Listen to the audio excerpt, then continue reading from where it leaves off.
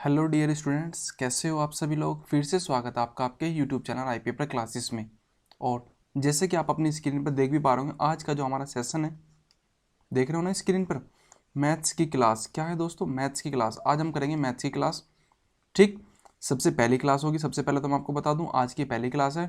काफ़ी स्टूडेंट कह रहे हैं कि सर मैथ्स की क्लास लेकर आ जाइए, मैथ्स की क्लास लेकर आ जाइए। तो दोस्तों मैं आज आपके लिए लेके आया हूँ मिक्स क्वेश्चन की सीरीज। कौन सी है स्टूडेंट? मिक्स्ड क्वेश्चन की सीरीज है। इसमें हमने टाइम एंड वर्क, टिग्नोमेट्री आपका हो गया, और बोट एंड स्ट्रीम, ठीक, नाव एवं जो होता है धारा, टाइम एंड, और यह हो गया टिग्नोमेट्री हो गई आपकी, टाइम एंड वर्क हो गया, एलजेब्रा, ठीक है।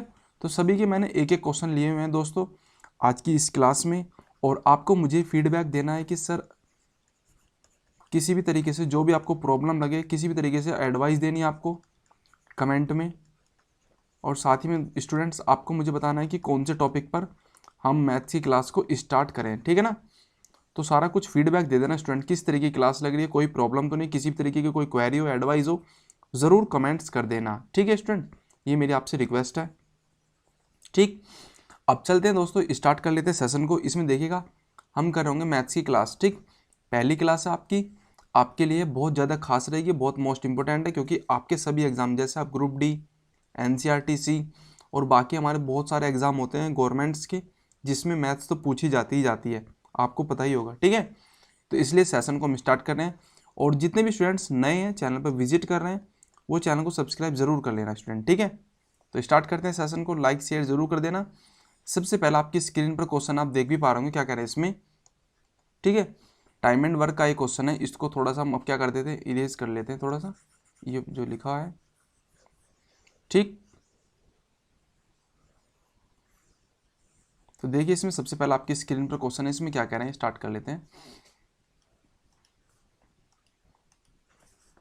ए अकेला, अगर देखा जाए तो क्या कह रहे हैं इसमें, जो ये ए अकेला, रुकेगा,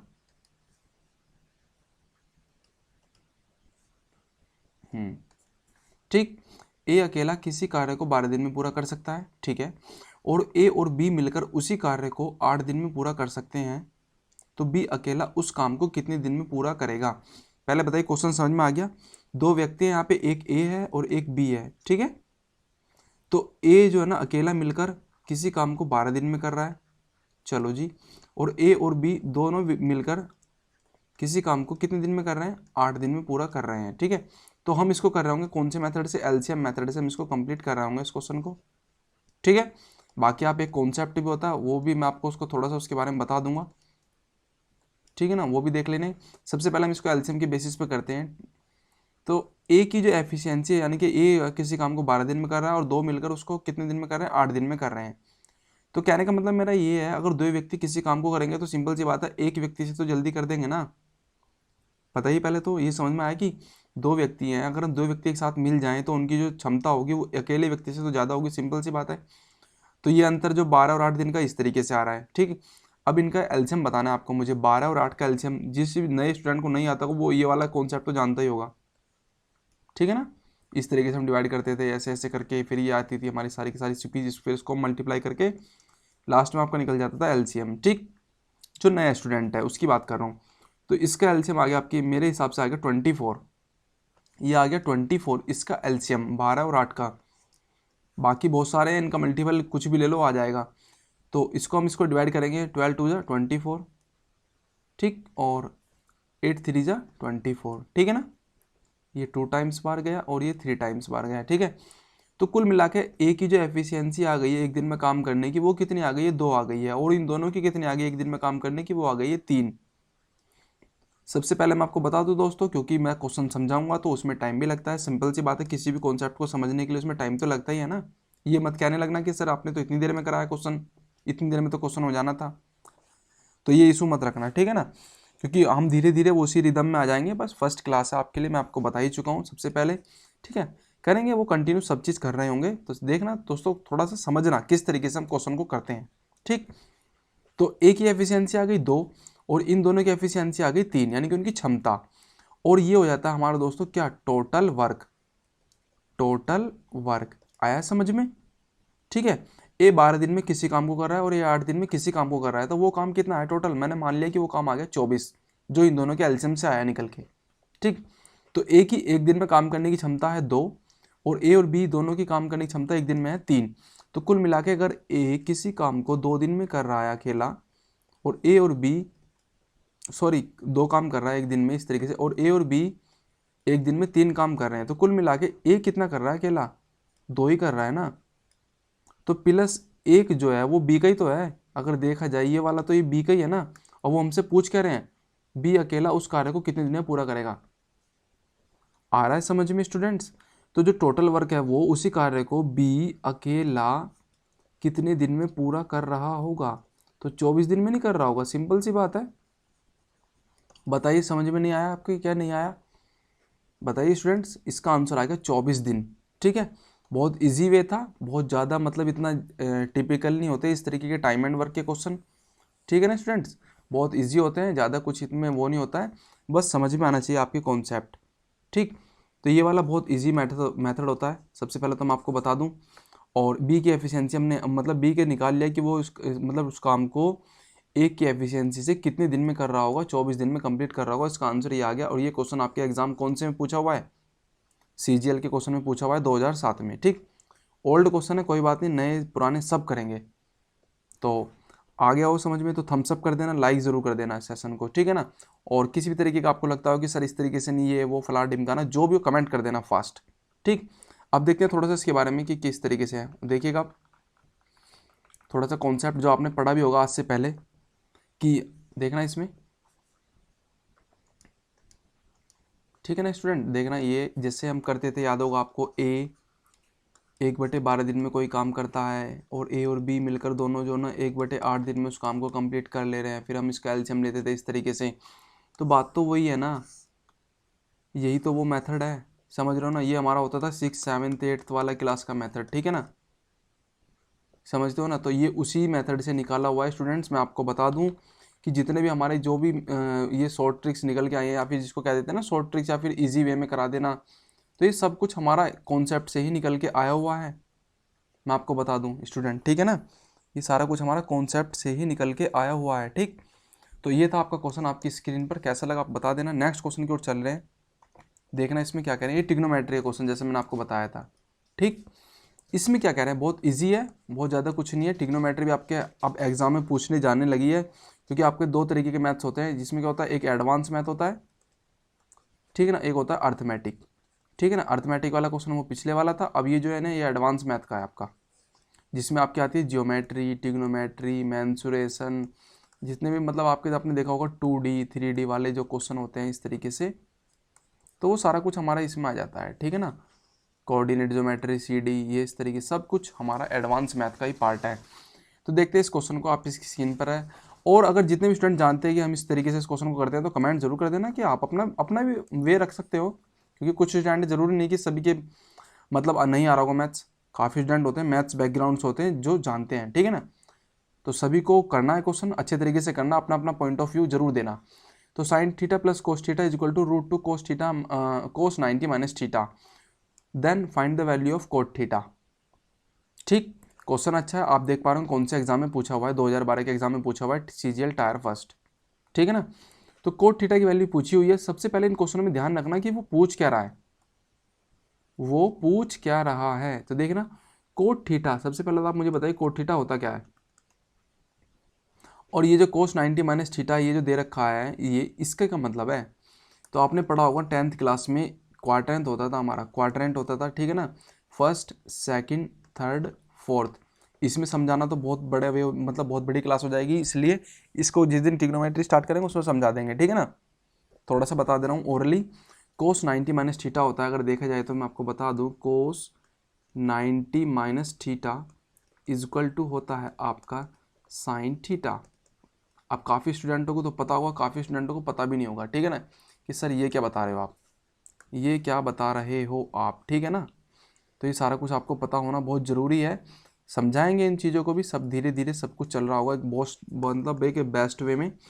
तो देखिए कोट थीटा इक्वल टू होता है हमारा कोस थीटा अपॉन में साइन थीटा। ठीक है, कोस थीटा अपॉन में साइन थीटा। एक तो ये हमारे होते हैं क्या दोस्तों, एक होते हैं फॉर्मूले टाइप होते हैं, ठीक है ना। तो इसमें कोट थीटा को हम तोड़ सकते हैं इस तरीके से, क्योंकि हमारा क्वेश्चन जो है ना साइन थीटा और कोस थीटा में दिया हुआ ना, इस वजह से मैं आपको बता रहा हूँ इस तरीके से, ठीक।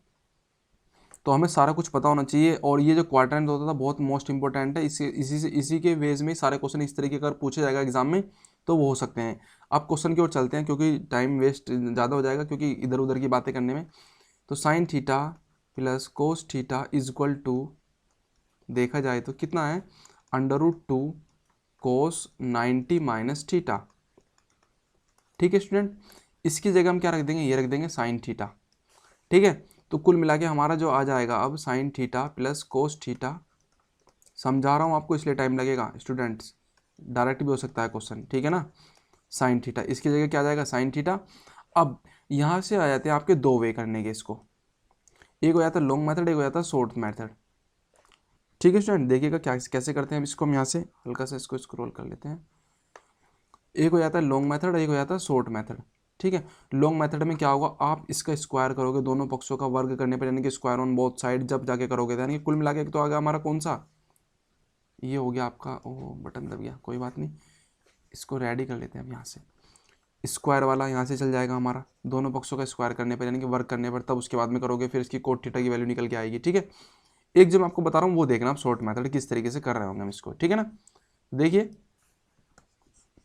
हटा देते हैं हम इसको,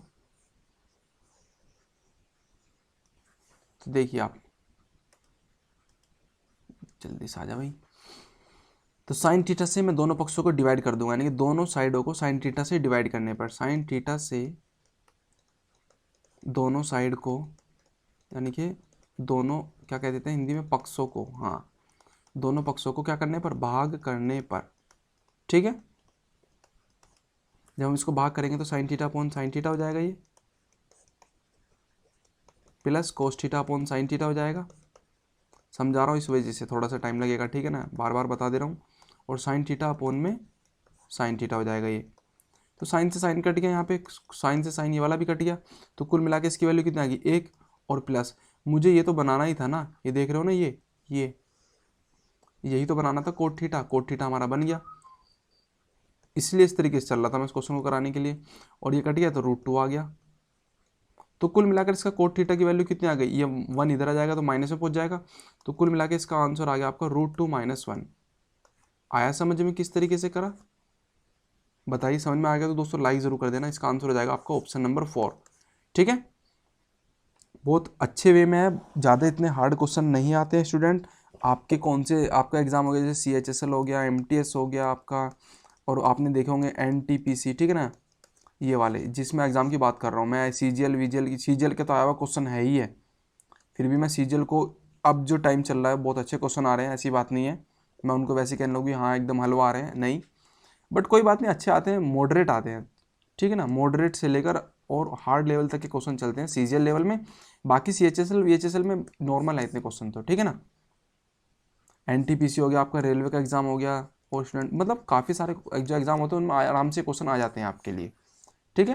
तो कोई नहीं, हम बेस्ट वे में बहुत अच्छे तरीके से करेंगे, ऐसी बात नहीं है। समझ में आ गया तो लाइक, और बिल्कुल एकदम लाइक कर देना, बार बार मुंह से शेयर निकलते रहता है पता नहीं क्यों। ये हो गया, नेक्स्ट हो गया, नेक्स्ट क्वेश्चन आपकी स्क्रीन पर देखिएगा, इसमें क्या कह रहे हैं। ये आपका हो गया SI वाला क्वेश्चन, ठीक है ना, SI। इसमें देखिए क्या कह रहे हैं, कितने समय में कोई राशि इतने % से साधारण ब्याज की दर से, वार्षिक है, साधारण ब्याज की दर से 81 रुपये हो जाएगी। मतलब कोई राशि है, ये आपका प्रिंसिपल हो गया, और वो जब बढ़ जा रही है तो वो अमाउंट ही तो होता है ना। अमाउंट इक्वल टू क्या होता है, अगर मैं आपको बताऊं, प्रिंसिपल प्लस SI तो होता है, ठीक है ना। यानी कि क्या दोस्तों, मिश्र धन,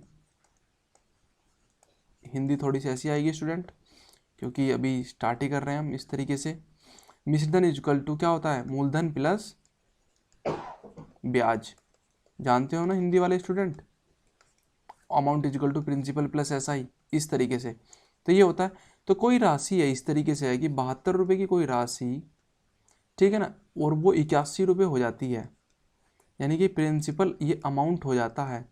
तो इनमें इंटरेस्ट कितने का हो गया है, सीधा सीधा दिखाई दे रहा है मेरे को 9 रुपये वाला, या 9 रुपये का इंटरेस्ट हो गया। तो वो यही तो वो इंटरेस्ट है जिसको हम खोज रहे हैं, SI, बस बन गया क्वेश्चन, सिंपल सा है। यहाँ से आप दो तरीके से जा सकते हो सीधा सीधा, ठीक है ना। 9 रुपये का निकालना है हमें, कितने पे, 72 पे, तो 100 पे कितने का, सिंपल सिंपल सा है। अब देखिएगा एक होता है फॉर्मूला हमारे पास में, अब थोड़ा सा समझाना भी तो है ना, फर्स्ट क्लास है कोई बात नहीं, PRT/100। ये हमने पढ़ा था बचपन में, बचपन में नहीं, ज़्यादा बचपन में नहीं, 7th से लेकर 10th वाले क्लास में पढ़ा होगा।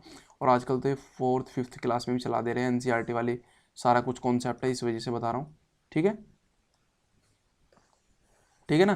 तो ऐसा इक्वल टू PRT/100 हमारे पास में फॉर्मूला होता है साधारण ब्याज का, सिंपल इंटरेस्ट का। तो जो हमारा ऐसा ही वो कितना आया है, अगर देखा जाए तो ये हमारा आया है 9 रुपये, यही तो है 9 रुपये। 9 रुपये is equal to principal 72 into rate कितना दिया हुआ है, ये दिया हुआ है रेट, ये रेट है स्टूडेंट, रेट कितनी दी हुई है अगर देखा जाए तो 6 इंटू 1/4, तो ये क्या हो जाएगा 25/4। कैसे हुआ, 4 6 24 प्लस 1 यानी कि 25/4।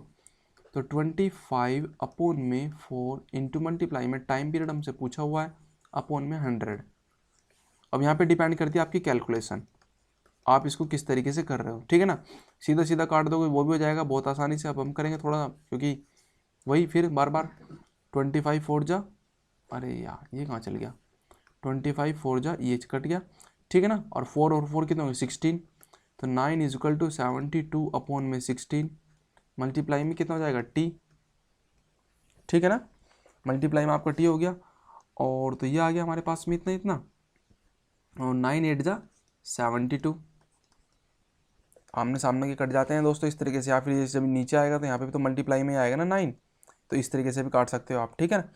तो और 8 2 जा 16, तो कुल मिला के T बराबर कितना आ गया, 2 नहीं आ गया, 2 साल।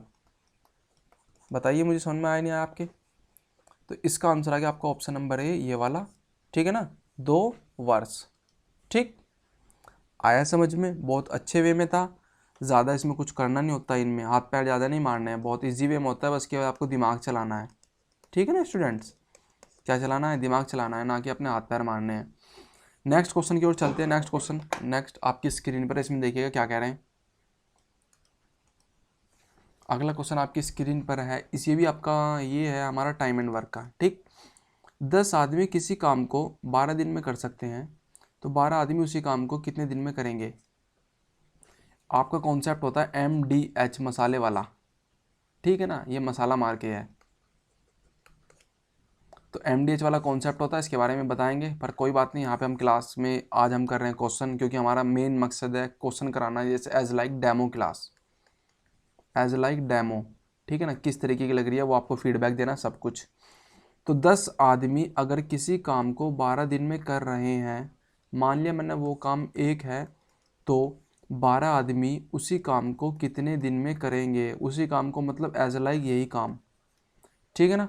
तो ये हमारा हो गया M, ये हो गया D, और यहाँ पर हो गया ये M, ये हो गया हमारा D for day, M for man, ठीक है ना। और H फॉर कितने आवर में कर रहा है, क्वेश्चन बढ़ाने के लिए आवर वाला भी होता है, और इसके नीचे लगा लेते हैं हम W यानी कि वर्क, ठीक है ना स्टूडेंट, ये यहाँ पे लगा लेते हैं वर्क, ठीक।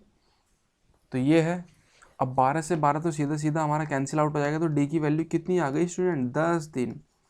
बताइए इस क्वेश्चन में क्या था नहीं हलवा, इससे हलवा क्वेश्चन हो सकता है क्या, ये आ गया इसका आंसर। और ये किसने पूछा हुआ है देखना जरा, CPO, ठीक है।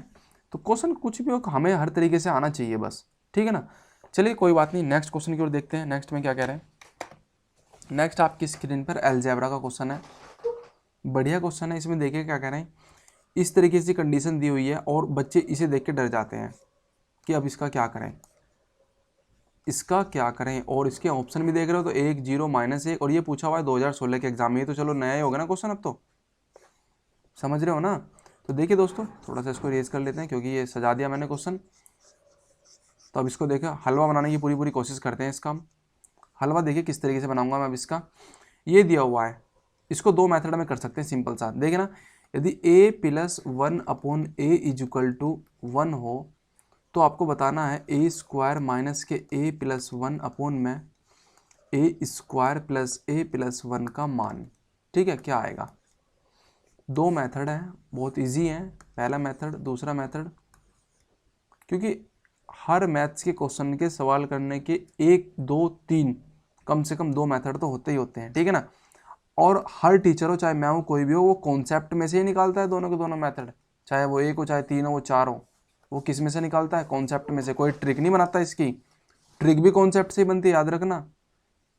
चाहे वो कितना ही बड़ा मतलब टीचर हो, चाहे वो छोटे से छोटा टीचर हो, ठीक है ना, तो वो सब कॉन्सेप्ट में से ही करते हैं। कोई ऐसा नहीं कि हाँ किसी भी ट्रिक की हाँ इस क्वेश्चन में 2 आंसर लगा दो, इसका पता लगा कि वो इसी क्वेश्चन का आंसर है बस, अब पता लगा कि आपने इस तरीके से जाके 2 उसमें भी लगा दिया तो गलत हो जाएगा, याद रखना। तो इसलिए उसका कॉन्सेप्ट पता होना बहुत ज़रूरी है। अब देखते हैं स्टार्टिंग में कैसे करता हूँ। सबसे पहले आपकी स्क्रीन पर देखिएगा ये क्या है, इसको हम ब्लू कलर कर लेते हैं। इसको मैं देखिएगा, ये दिया हुआ a+1/a, इसको इक्वेशन फर्स्ट मान लीजिए, इसे इक्वेशन सेकंड मान लीजिए, ठीक। a+1a, तो ये क्या हो जाएगा, a² + 1 में a = 1, ठीक है ना। तो यहाँ से a² + 1 = a आ जाएगा, ये तो समझते हो ना इतना। तो a² + 1 माइनस के a = 0। अब ये वाला वैल्यू जो आई है ना हमारी निकल कर, इसको आप रख दीजिए इक्वेशन 2 में, ये वाली वैल्यू रख दीजिए इक्वेशन 2 में, वो भी न्यूमरेटर में। क्यों? क्योंकि न्यूमरेटर हमारा जो इसका अंश है ना, ये बिल्कुल डिट्टो हमारे जो वैल्यू आई निकल के उसके बराबर है। तो कुल मिला के कितना हो जाएगा, 0 में ये पूरा नीचे का माजरा, तो a² + a+1 = कितना हो जाएगा। किसी भी टर्म से हम जैसे डिनोमिनेटर से न्यूमरेटर में अगर 0 तो उसका आंसर हमेशा 0 होता है, याद रहे। यदि ऊपर वाली वैल्यू 0 हो और हम हर में कोई भी वैल्यू उससे डिवाइड कर रहे हैं तो उसका मान 0 होता है, ठीक है। बताऊंगा 2 कॉन्सेप्ट, अभी रुकिएगा जरा, 2 एक समझदारी वाली बात करेंगे। सेकंड वे है इसका, सीधा सीधा आप इसे उठाइए और जैसे एज लाइक मैं न्यूमरेटर के हिसाब से चलूँ तो a² माइनस के a+1 न्यूमरेटर और डिनोमिनेटर में a से डिवाइड कर दिया आपने, ठीक है स्टूडेंट। इस तरीके से ऐसे आप नीचे करोगे, समझ रहे हो ना, ऐसे आप नीचे करोगे तो कुल मिला के हमें नीचे वाले से तो कोई मतलब ही नहीं है ना, क्योंकि मुझे दिखाई दे रहा है सीधा सीधा ऊपर वाले से ही काम चल जाएगा। हमें 0 लाना है, इसका आंसर कितना लाना है, 0 लाना है इस वे से। तो देखिए a से a कट गया, यहाँ पे a से a कट गया और ये 1/a। तो कुल मिला के न्यूमरेटर के हिसाब से मैं चल रहा हूँ, तो देखिएगा कौन सा कलर है, ब्लू है ना, हाँ ब्लू है। तो ये क्या हो गया 1/a, ये हो गया -1 + 1/a, ठीक है, समझ रहे हो ना। तो ये जो ये जो लिखा हुआ है हमारा, देखना जरा, सॉरी ये 1/a नहीं होगा, ये गलत हो गया हल्का सा, ये आपका हो जाएगा a खाली, क्योंकि ऊपर पावर 2 है ना। तो a + 1/a मैं एक साथ ले लूँगा, -1 अलग रख दूंगा। इसकी वैल्यू क्या है, इसकी वैल्यू तो डायरेक्ट हमारी 1 दी हुई है ना क्वेश्चन में, तो इसकी जगह 1 - 1 = कितना आ गया 0। तो न्यूमरेटर में जो हमारा है ऊपर की वैल्यू कितनी आ गई, 0 आ गई ना, और बाकी जो नीचे वाला माजरा ऐसी कैसी, तो यही तो आ गया निकल के। तो ये हो गया डायरेक्ट हमारा कितना 0। समझ में आ गया, आया समझ में। थोड़ा सा समझाने के लिए टाइम लगेगा स्टूडेंट, मैं आपको बार बार कह रहा हूँ क्योंकि फर्स्ट क्लास है, कोई बात नहीं, धीरे धीरे हम वही रिदम में आ जाएंगे, ठीक है ना। मैं चाहता तो उसको डायरेक्ट भी बता सकता था, पर काफ़ी स्टूडेंट है कहेंगे फिर बार बार कि सर ये कैसे हो गया, वो कैसे हो गया, ये लाइन कहाँ से आ गई, तो इसलिए सारा कुछ हो रहा होता है। अब देखिए, अब जो बात मुझे आपको बतानी है, 0/1 का मतलब क्या होता है और 1/0 का मतलब क्या होता है। इसकी बात बताऊं तो इसका मान होता है 0, इसका मान होता है इन्फिनिटी, ठीक है ना। किसी भी 0 को हम अगर हम किसी भी वैल्यू से डिवाइड करेंगे, चाहे वो 1 की जगह कुछ भी लिखा हो यहाँ पे, तो इसका मान हमेशा 0 ही आएगा। और अगर इस तरीके की कंडीशन हो तो इसका मान हमेशा इन्फिनिटी भी आएगा, क्योंकि 0 से हम किसी भी वैल्यू को डिवाइड नहीं कर सकते, बता रहा हूँ आपको इसलिए, ठीक है ना। तो ये 2 पॉइंट थे मैंने आपको बता दिए। चलते हैं नेक्स्ट क्वेश्चन की ओर। नेक्स्ट आपकी स्क्रीन पर, ये ऊपर वाला ठीक था, हाँ ठीक है। नेक्स्ट आपकी स्क्रीन पर नाव वाला, boat and stream, boat and stream वाला नाव वाला क्वेश्चन है। अब देखिएगा नाव की बात है, अब नाव दौड़ाएंगे भैया, हम नाव दौड़ा रहे हैं और पानी की बात हो रही है ना। तो देखना, नाव को बोलूँगा मैं बी और बोट, और डब्लू बोलूँगा पानी को, याद रहेगा, डिनोट कर रहा हूँ इन चीज़ों से।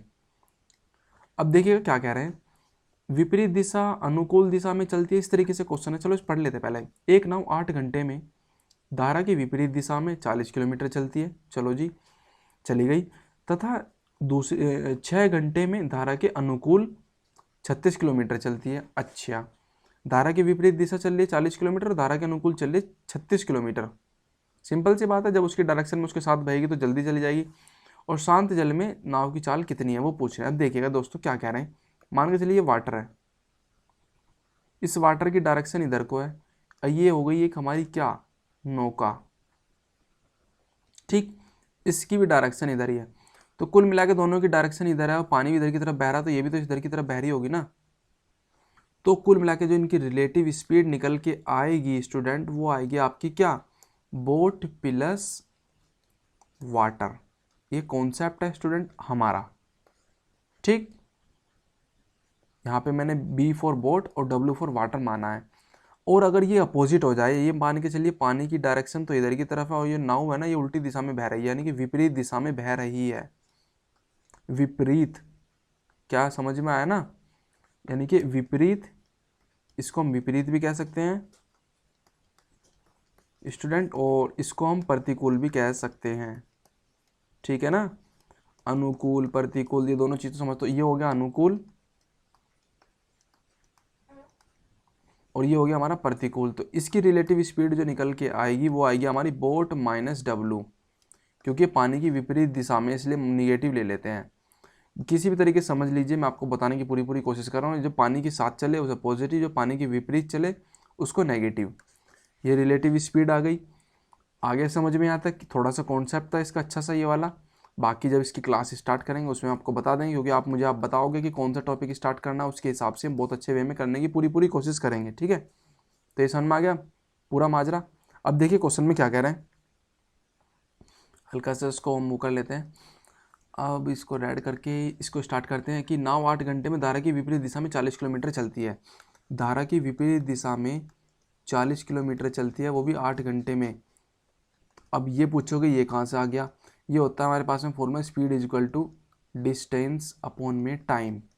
डिस्टेंस 40 किलोमीटर, टाइम इतना, तो स्पीड आ गई आपकी 5 किलोमीटर पर आवर। आया समझ में। ऐसे अगला दिया हुआ है बोट प्लस W, यानी कि धारा की दिशा में, यानी कि धारा के अनुकूल 36 किलोमीटर चलते हैं वो कितने टाइम में, 6 घंटे में। तो 6 किलोमीटर पर आवर ये आ गया आपका। अब ये बन गई दो इक्वेशन, ये बन गई हमारे पास में दो इक्वेशन, समझा रहा हूँ इसलिए, ठीक है। दो इक्वेशन बन चुकी हैं आपके लिए। अब जो स्टूडेंट जो होंगे 7th 8th 9th 10th वाले, जिन्होंने मैथ्स अच्छे तरीके से पढ़ा होगा, 12th वाले, तो वो तो उसको समझ गए होंगे क्या करना है। समझ गए ना वो, तो क्या करना है इसके साथ में, इसको करना है पोस्टमार्टम। किस तरीके से करेंगे हम इसका पोस्टमार्टम, सिंपल सी बात है, मैं दिखाई दे रहा है कि बोट की स्पीड पूछ रहे हैं वो शांत जल में, नाव की चाल, बोट की स्पीड तो पूछ रहे हैं। तो इन दोनों इक्वेशन को क्या कर दो आप, ऐड कर दो, तो बोट की स्पीड निकल जाएगी, बोट और बोट, दो बोट इज इक्वल टू 6 और 5 11।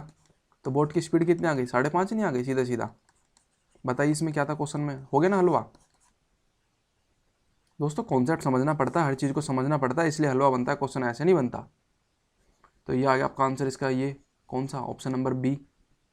बताइए समझ में आया, समझ में आया तो दोस्तों लाइक ज़रूर कर देना, बस आपसे यही रिक्वेस्ट है, लाइक शेयर ज़रूर कर देना, ठीक है ना। आगे समझ में, कमेंट करिए कैसा लगा आपको क्वेश्चन ये, कि सर मज़ा आया कि नहीं आया क्वेश्चन में, ठीक है ना।